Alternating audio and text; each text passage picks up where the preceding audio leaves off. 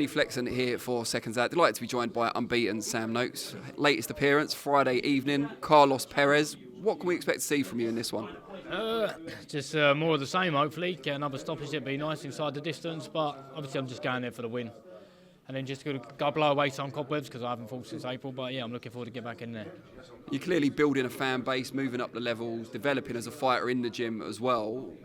What's the route? What's your ideal route? Is it, traditional British, Commonwealth, so on, into belt and the world rankings? What do you want to do? Yeah, I think before I push away from the domestic scene, I'd like to win a British title. I think that's what I'd want.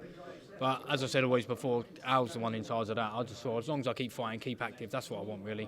Keep earning some money, that's what I want. Always helps. Are you a full-time pro or do you work outside? I am a full-time pro in camp, but I like to be active. If I'm not fighting for 12 weeks and someone says they got a day's collar, I'll jump in and do it, do you know what I mean?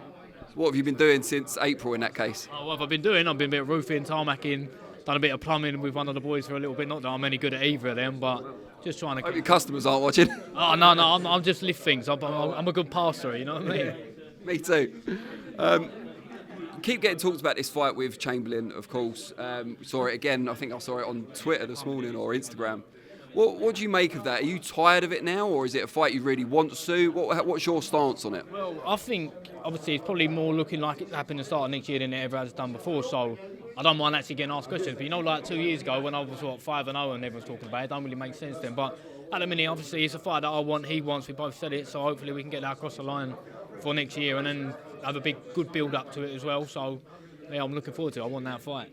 It's been talked about for so long. How big do you think it can be in terms of crossing over to the public? I think even from personally, I don't know, Mark probably does a lot of tickets as well, but I think from my end, I'm probably going to have half a Maidstone come up. Do you know what I mean? Because every time I bump into people, everyone's like, oh, when's the Chamberlain fight? When's the Chamberlain fight? Oh, I don't know what's happening. But when it's looking like we might collide next year, I think it'll be good build up to it, a few pressers, do you know what I mean? Have a little go at each other on that. I think it'll be PUKKA.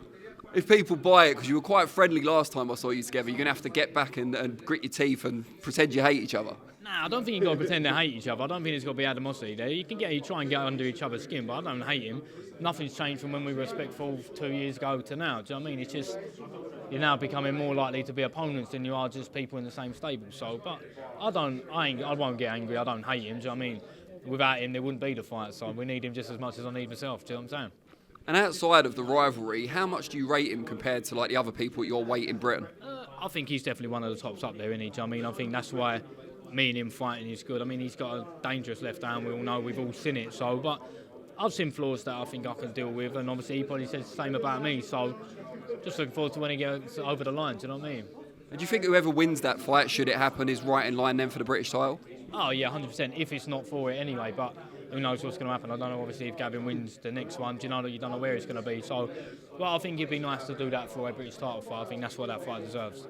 Is that kind of part of it? Like after your fight on Friday, you come back to watch Gavin's and hope that he gets it done so that you can then move on yourself? Yeah, I wish me old mate, everyone's doing it. I wish me old mate Gavin nothing but the best. I want him to, every fight he has, I want him to win. Unless me and him fight, that's the only time I won't want you to win, mate. But really lovely fella, nice to animals, nice to grannies. Like Gavin, mate, you can't not like him. He's loving it there in the background. But it is a reality, isn't it? If he wins that European title against Marsili, there's a good chance he'll then vacate the British. Probably. Fingers crossed. Yeah, fingers crossed. And then you could fight for it maybe in that Chamberlain fight. Yeah, that's hopefully what will happen. But as you don't know, it's all ifs and buts now. We've just got to deal with Mr. Perez Friday, and then 2024 can be spoke about then. And you clearly get on with Gav, you get on with Chamberlain as well. Have you ever had kind of animosities towards an opponent? Does that ever switch flip? No, I mean, they're both proper fighters. He's a proper fighting man. Don't sound funny saying it. Proper fighting man. No, but you know what I mean? Proper boxers. Do you know what I mean? It's a job to do at the end of the day. I don't hate either of them. It's just a fight at the end of the day, and then after you just shake hands. It's sportsmanship, isn't it? Do you know what I mean?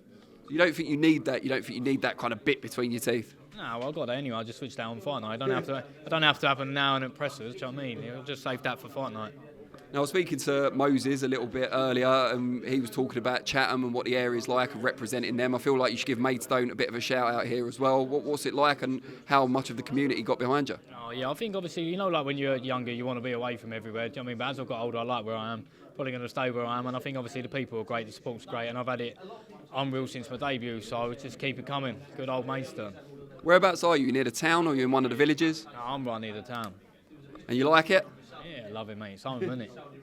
I used to live in Snodland, so I spent quite a lot of time in Maidstone. I'm in Rochester now, but yeah, I quite like Maidstone still. It's all right. It's not bad. It's not bad.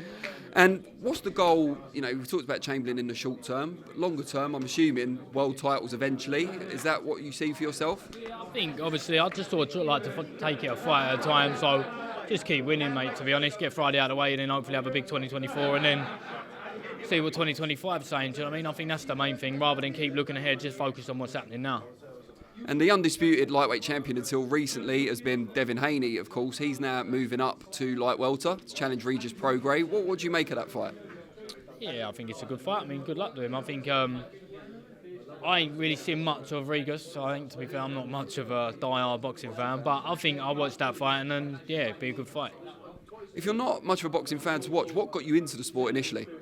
My old dear made me go. Sean used to do it.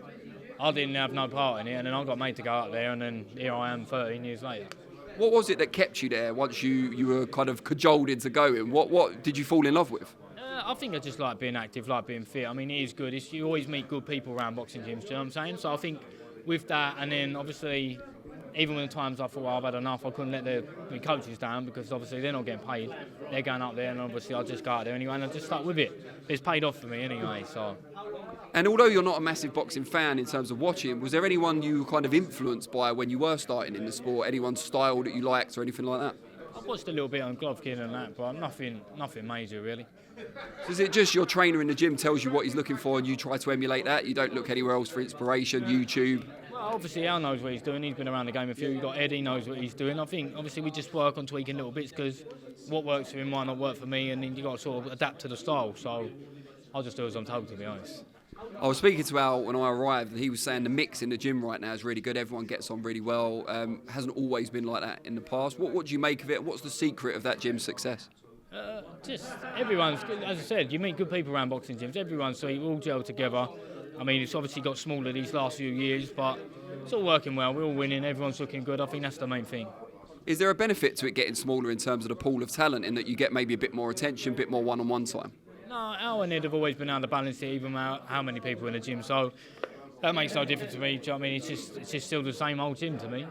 What's it like when someone else in the gym has a big success? Does it rub off? Like we saw Sky Nicholson recently get that stoppage. She's with Eddie Lamb. So what's that like? Yeah, it's obviously good. Obviously success breeds success. So obviously brilliant for Sky to win and obviously hopefully do the job Friday. Great stuff. Now, before I let you go, because the press is about to start, just tell people what your social media handles are so they can find you. Just type in Sam Noakes on Instagram and it should come up, and the same on Twitter. Brilliant. Cheers, mate.